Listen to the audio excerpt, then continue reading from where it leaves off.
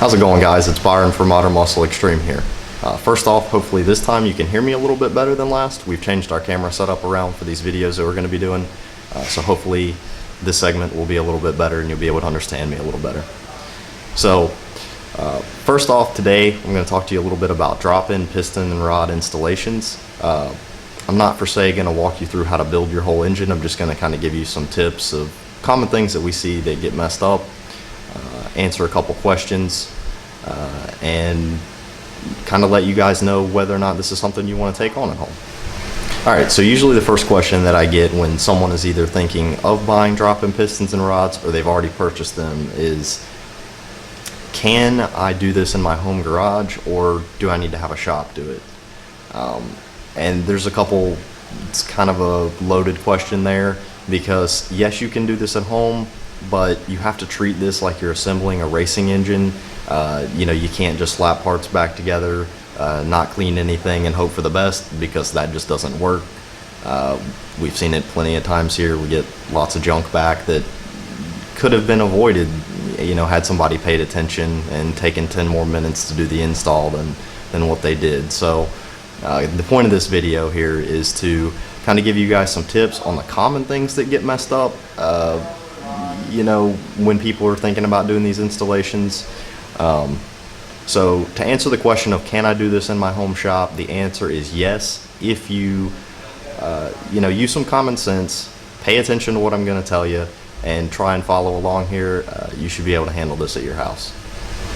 Okay, so another thing that's going to help you along with this video is I've typed up these instructions. You can see it here. These are actually available for download as a PDF off of our website. I'll show you that here in a second. But basically, I kind of laid out the really common stuff and the things that you need to know in order to install these. Obviously, if you've never installed, you know, pistons in an engine before, you've never done any internal engine work, you may at least want to have a buddy come over that, you know, is a little more tech savvy, or just go ahead and take it to a shop if you don't feel comfortable doing this. So I'll show you on my phone here really quick as to where you can find these instructions. So you're going to go to modernmuscleextreme.com, okay, and after we're there, I'll get this so you guys can see it. We're going to click this. This is on mobile. Alright, and there at the very top you can see Modern MMX HEMI Tech. We're going to click on that. Alright, that's going to bring up the Modern Muscle Extreme HEMI Tech session. That's where all these videos are going to be located. And then we're going to go down, and you can see right there Modern Muscle Extreme drop-in piston rod installation instructions. We're going to click on that, and that's going to bring up a PDF of these instructions. You can actually check this out before you buy the kit. That way you can kind of read through it and you know, and see if this is something that you want to tackle. Okay, and then there it is as a PDF. Alright, so most of the features of the Modern Muscle Extreme drop-in pistons and rods are on our website, and for the most part, between the 5.7, the 6.1, and the 6.4, the piston design is going to be very similar. Most of the difference is just going to be the dish or the dome in the piston to, you know, get the right compression ratio due to the variance in the chamber size and the cylinder heads between the different platforms. So most of these features are on the website, like I said, but just very quickly, pretty much all of our pistons are a 2618 alloy. We found that, you know, with the Grafal skirt coating, that this is a very reliable you know, piston. It's proven to take thousands and thousands of miles of street use. You know, and again, that Grafal coating obviously is helping a lot there, because this is a 2618 piston. It does run about 5,000 piston to wall, so you're going to kind of get that clattering, a little bit of noise when you first fire this thing up on a cold morning. Typically, most of these vehicles have a supercharger on them, so you can't even hear that over, you know, a Whipple or a Pro Charger, so it's not a big deal to most people. This is a drop-in 6.4 piston. You can see here it's got a 3.5 cc dish on the top. It's got valve reliefs here. This valve relief is cut for a 2140 valve, which is the stock 6.4, the large impression here, and then it's also cut again here for a 2165 valve if you're running like a Thytec head. And then obviously the exhaust pocket is cut for a 1650 exhaust valve. Okay, and then the standard 6.4 piston is going to have a 945 pin. to work with our 6200 Molnar drop-in rod. Okay, and then we have anodized the ring grooves here. You can see that pretty well there. And we have also kept our ring down as far as possible, you know, to allow for the most amount of boost and the most amount of nitrous to be used without worry of, you know, butting your rings or breaking the top land off the piston. So one other thing to note here, like I said before, is the Grafal skirt coating. That helps a lot, you know, with the cold startups and to help not wear the cylinder walls quite as badly as some other brands of pistons. So those are just a couple of the features of, you know, one of our drop-in pistons. You know, most of the stuff is on the website. You guys can kind of read through that, but that was just a quick kind of a recap of, you know, what we offer here. So right now I'm going to go ahead and show you one of the first things that usually gets messed up on a drop-in piston and rod installation, and that is ring end gap. As they come out of the box, they are not ready to install. The rings have to be filed for your bore size in order to ensure that you're not going to butt your rings. Most all of the Mall file fit rings as they come out of the box will actually overlap in the bore, and they won't even, you know, become circular and go up and down in a bore, even if you were to install them. So obviously the first thing you're going to want to do is go ahead and file those rings. We do offer a manual crank style ring grinder. I'll go ahead and grab mine here and kind of show you, you know, it's about a $250 ring grinder, electric one. It works pretty well for, you know, what I do here. There's way more expensive ones out there, and then obviously there's the, you know, the manual one that's a little bit cheaper. So I'll go ahead and grab that stuff and show you. All right, guys, so I went and grabbed my ring filers here. First one I'd like to show you, this is the Summit Racing billet ring grinder that is for sale on the website. Have not personally used this. It seems to be actually pretty well built. It's got some holes here where you can kind of bolt it down to your workbench, or you could temporarily clamp it down. Essentially, you just put your ring in here, and then you crank this wheel to be able to, you know, file an end gap into your rings. Okay, and then this is the Proform that I use here. I've actually got two of these. They have served me very well here. Built tons of engines with this, and pretty much the only thing I've ever had to change is the actual, you know, grinding stone itself. This is pretty simple. You know, it's it does have a 110 hookup, but it's also battery powered. You can hear it running there. These are not inexpensive, but if you're gonna do, honestly, if you're gonna do more than one or two of these, I would say buy this after you use that, you know, manual ring grinder, you know, day after day. You'll definitely want an electric one. So, all right, guys, that leads me into the first thing that I see go wrong with most drop-in installations, and that is the ring end gap being filed with an angle grinder. Please don't be that guy. Buy yourself this $100 ring grinder. It's totally worth it. It'll keep your ring square in the bore. It won't chip the edges of the ring off and make a mess out of your very expensive piston set. Just please don't be that guy, okay? It's not the right way to do it. So with that being said, I'll go ahead and show you here. I'm going to move the camera around to this engine and kind of show you what I'm talking about with the end gap being square to the bore, and then roughly what I set my end gaps at for boosted and then A engine. So I'll set up here, hopefully you can see this.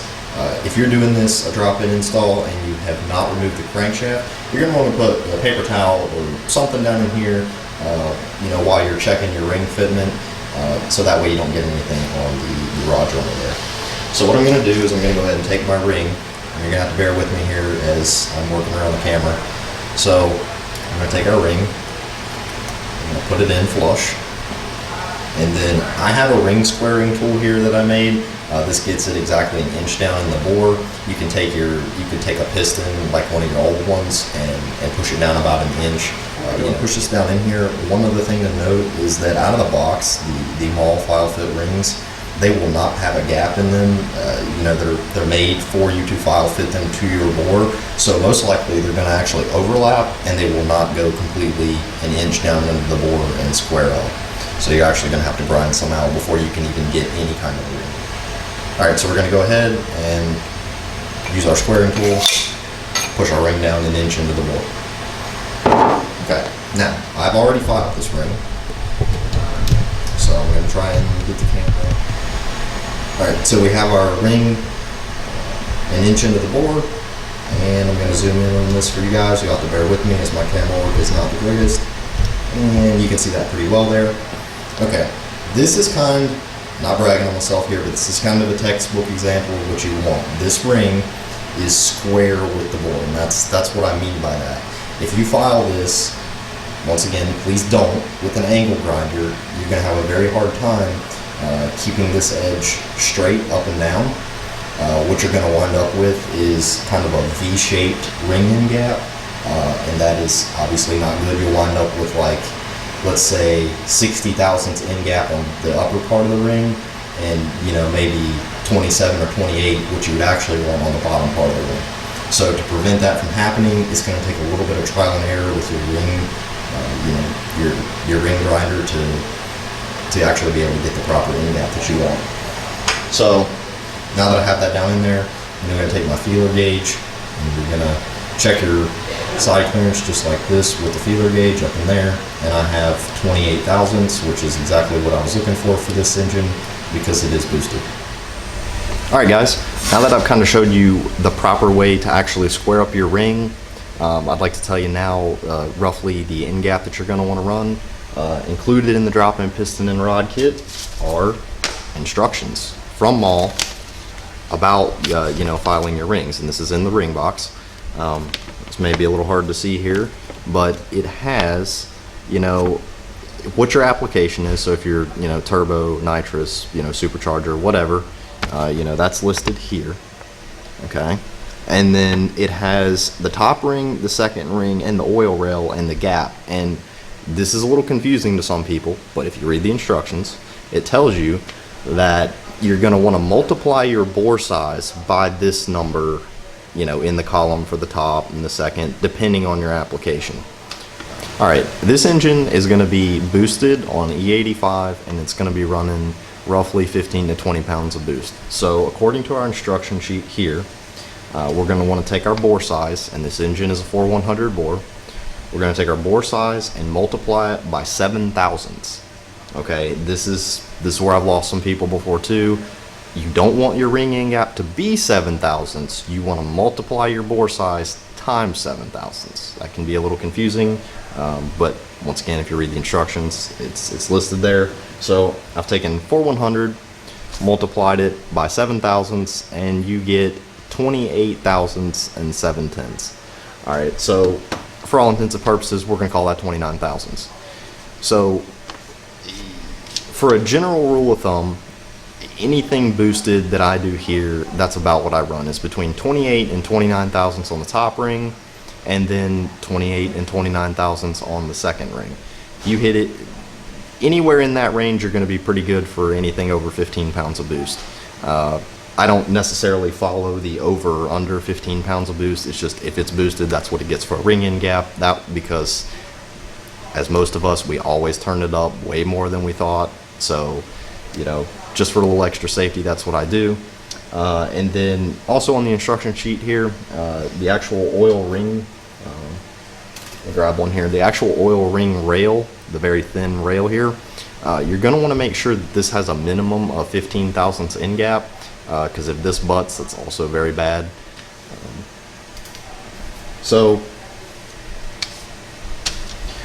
Now that we got our ring in gaps out of the way for boosted engines, I'd like to talk a little bit about NA applications. Obviously there's the instruction sheet here. Most anything NA that I run here, I run about 22 to 24 thousandths on the top ring, and the same again, 22 to 24 thousandths on the second ring. Just because of a lot of NA guys, they wind up hitting it with a little bit of nitrous. Even if they say it's going to be NA all the time, I always know, eventually they're going to turn it up or put a little nitrous on it. So that just kind of adds a little bit of safety there as well. And once again, you're not, until you get up above 40 thousandths ring in gap, you're really not going to have any blow by or oiling issues. So as long as you keep it under that range, you don't have to worry, if you're thinking, man, I'm just building this motor, it's NA right now, but I am going to add boost down, down the road later in the future. go ahead and set the ringing gaps up for boost. It's still going to run fine. No, it's not going to smoke as long as you assemble everything else correctly. So with all that being said, if you have any questions, you can, about your particular application, you can shoot me an email, byron@modernmuscleperformance.com. If you have something a little weird or you're a little unsure, it's always easier to ask. It only takes a second to email, and usually I can get back with you, within the day. All right, so the next thing you need to know about rings, there's definitely a top and a second ring. The easiest way to distinguish the two is going to be the top ring is very, has a shiny surface, and the second ring does not. It's just really as simple as that. The second ring is going to have a dot on it as well. And then both the rings typically will have an M for mall. And that leads me into ring orientation as far as putting it on the piston. I'll dive into that and show you guys exactly how I set up my gaps and things of that nature. But you're always going to want your M's and the dot on the ring to face upwards towards the top of the engine. You do not want them downwards. And the reason that is, it's very important on both of them obviously, but more important on the second ring. All right, so our second ring is actually a Napier ring. And the significance of that, and basically what it does, is it has a little ridge on it, and the camera's not going to want to focus on this, but you can actually catch the little ridge with your nail. It'd be very hard to show on camera. And what that actually does is it helps wipe the oil off the cylinder to also help the oil ring. Alright guys, so we're going to go ahead and we're going to install our rings on our piston, and I'll kind of show you guys how I actually clock the rings. So first we're going to take our piston with rod installed here, and then as you can see, we have our intake valve relief notch upwards and our exhaust valve relief notch downwards. And I'm going to hold this in my hand as so. We're going to take our oil expander rail, and we are going to install it with the gap right dead center of the piston skirt. And I'll drop that in there just like so. Okay, now basically what we're going to wind up doing is we're going to wind up holding this, we're going to 180 the piston here. Alright, now we're going to go so that the intake valve relief is facing me or downward as the video shows it. Okay, and then the orientation for the oil ring rail here, the easiest way that I've found to do it is to put the gap actually on this side of the Grafal coating for the bottom one, and then on the other side, put the gap here for the top side of the oil ring rail. Okay, and this can get a little tricky because what's going to want to happen is this rail is actually going to want to force our expander outwards out of its groove, and you have to bear with me because it's very hard to show on camera and do it all at the same time. But let's see here. Okay, as you can see, our expander is not wanting to cooperate, and it's not going to want to go down in its groove. There we go. I've lightly pushed it just a little bit, and it has fell down into its groove. Okay, we'll take the oil rail and gently, very gently, work it into its groove. Okay, and our gap has stayed back down into the actual oil rail itself. The issue here is that when you get the second one on, it can pop out and it won't want to seat back down into its groove like so. Okay, so we have our first gap, our bottom gap. Let's see here. There we go. We have our first bottom gap right here roughly with the edge. So we're going to go ahead and take our upper oil ring rail and put the gap on this side.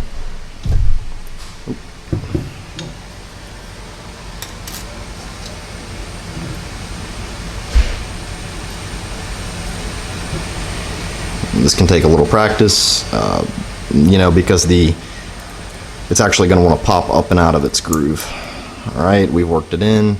Alright, and that is fully installed with the oil expander and the oil ring rails. Obviously you can see here my end gaps are roughly at each edge of the skirt. This doesn't have to be 100% exact. So now we're going to go ahead and we're going to take our piston, once again, rotate it back around so that the exhaust valve notch is facing downward, the intake valve relief's facing upwards or away from me, you know, as I'm doing this.